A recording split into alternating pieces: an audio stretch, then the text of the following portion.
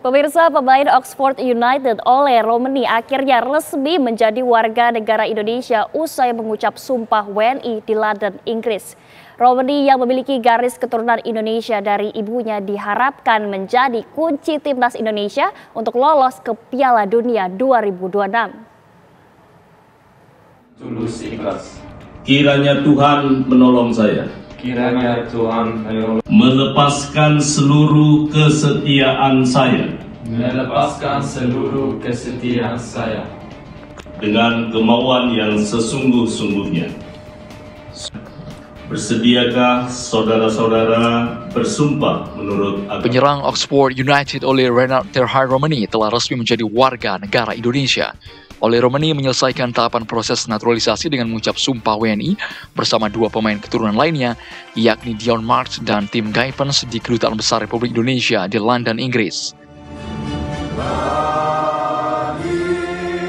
Menteri Hukum Supratman Andi Aktas hadir langsung dalam pengambilan sumpah tersebut dengan didampingi Sekjen Kemenkum, Duta Besar Indonesia untuk Inggris dan Wakil Ketua Umum PSSI Zainuddin Amali. Supratman berharap setelah Ole Romeni menjadi WNI dan bergabung dengan skuad Garuda, maka peluang timnas lolos Piala Dunia terbuka lebar. Harapan besar rakyat Indonesia dan juga Presiden Prabowo Subianto berharap betul bahwa mudah-mudahan apa yang dilakukan oleh teman-teman di PSSI, kami di Kementerian Hukum sifatnya adalah mensupport karena memang tugas dan fungsi Kementerian Hukum untuk pengambilan sumpah ini. Ini kerja kolaboratif di antara semua stakeholder dan harapannya sekali lagi bahwa Indonesia nanti bisa tampil di Piala Dunia tahun 2020. Usai melakukan sumpah WNI, Ole Romeni dan dua pemain keturunan lainnya juga langsung membuat kartu tanda penduduk dan paspor Indonesia. Romeni diproyeksikan akan membela timnas Indonesia senior di bawah pelatih Patrick Kluivert. Sementara Dion Marks dan Tim Guypens diharapkan bisa membela timnas U20 di ajang Asian Games 2025 di Thailand Desember mendatang. Kedatangan Ole Romeni diharapkan memberikan warna baru dalam strategi permainan timnas Indonesia. Ole Romeni yang memiliki keturunan Indonesia dari garis ibu, yakni nenek dari Medan, Sumatera Utara, memiliki intuisi tajam dalam penyerangan. Sehingga jika formasi 4-3-3 diterapkan oleh Kluivert, maka Romeni dapat menjadi trisula maut bersama Stroy dan Orad Mangun. Tim TV One mengabarkan.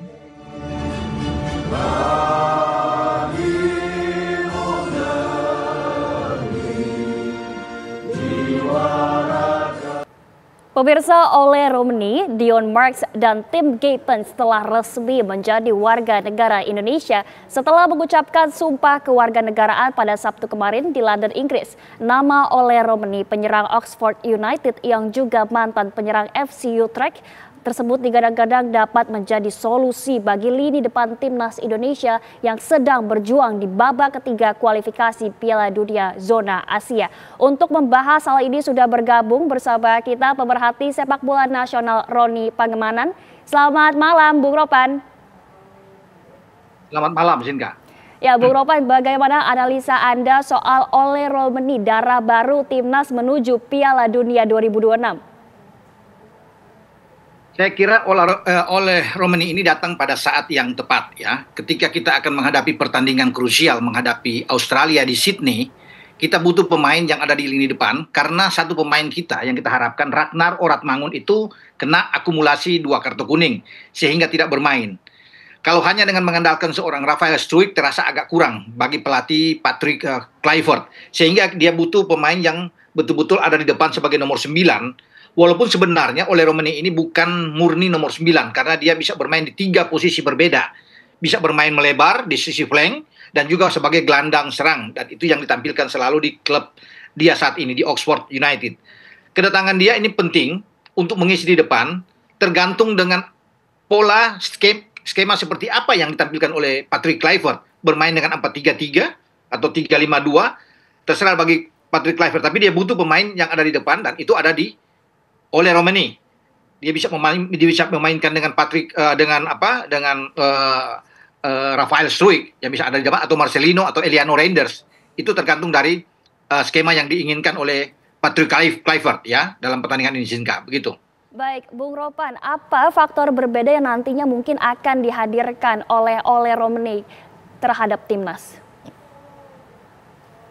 Ya, sebagai pembeda ya memang kita butuh dia di depan ya untuk bisa bermain dengan baik ya. Dia sebagai seorang pemain yang artinya bisa mencetak gol. Ya, itu diharapkan dengan kehadiran Ole ini bahwa Patrick Kluivert butuh pemain yang bisa menggedor lini belakang lawan dan juga mempersulit, bisa menarik keluar pemain-pemain belakang lawan, dan dia harus bisa membuat gol, dan itu ada di Ole Romeni. Skill dia, kecepatan dia, cara mengolah bola ya. Dia begitu percaya diri kalau berada di kotak penalti, dan kita butuh seperti dia. Kita butuh sebenarnya, kita punya pemain seperti Rafael. Tapi Rafael itu lebih bagus kalau bermain agak melebar. Ya, agak lebih ke pinggir. Ya, jadi itu yang diinginkan ketika Ragnar tidak ada, harus ada satu orang yang ada di sana untuk dimainkan oleh Patrick Kluivert. Sementara Ole ini harus ada di dalam kotak penalti.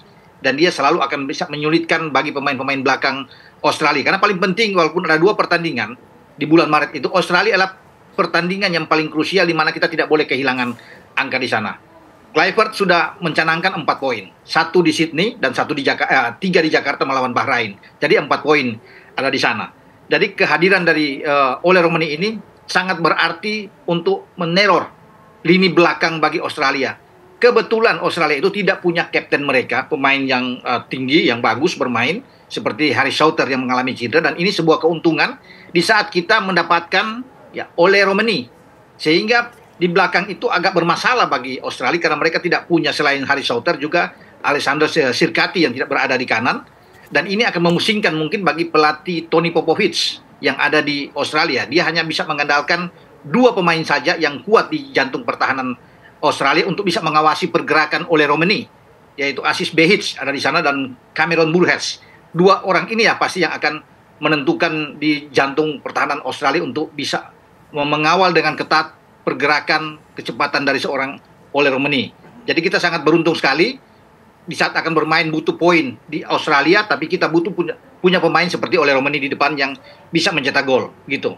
Baik, Bung Ropan, bagaimana Anda melihat ini suplai bola Romeni ini nantinya akan diberikan oleh pemain siapa di timnas? Ya, ketika Romeni ada di depan, tentunya yang akan banyak menentukan di sini adalah lini tengah untuk memberikan suplai bola. Asis ini umpan-umpan kepada Romeni. Ada Tom Haye, ada Ivar. Saya berharap syukur-syukur kalau bisa terkejar ya. Kalau ada Jairo, ini akan lebih bagus. Tetapi kan ini dia masih sulit untuk mengurus dokumen dia, surat-surat dia. Tapi kalau tidak ada Jairo di sana, jadi ini peluang itu hanya ada di Ivar Jenner dan Tom Haye.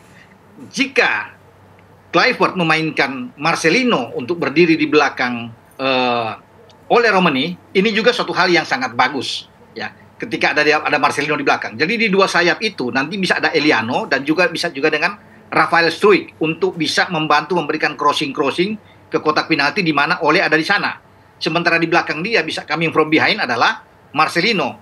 2 pemain yang lebih bertahan, Ivar Jenner dan juga dengan Tom Haye akan juga bisa membantu untuk bisa mengalirkan bola ke depan. Jadi kita punya pemain yang cukup untuk bisa memberikan suplai bola kepada Ole Romeni, dan itu dia butuhkan. Bahwa dukungan dari lini tengah ini harus.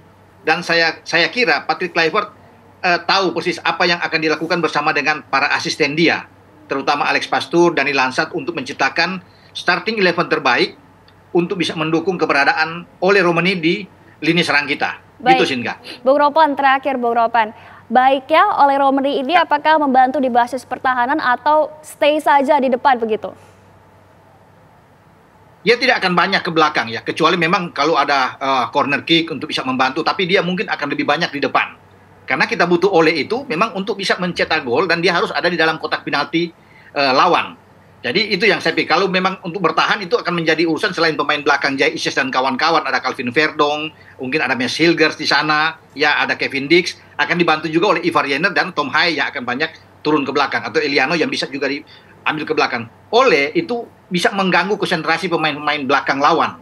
Jadi itu butuh seorang Ole, dan dia tidak akan banyak turun ke belakang karena ada gelandang-gelandang juga yang banyak bisa membantu untuk ke belakang. Jadi dia akan tetap stay di depan begitu, karena kita butuh poin juga. Gitu, Sinka. Baik, terima kasih banyak Bung Ropan telah menyempatkan waktu ya di malam hari ini. Selamat malam Bung, selamat kembali beraktivitas. Selamat malam.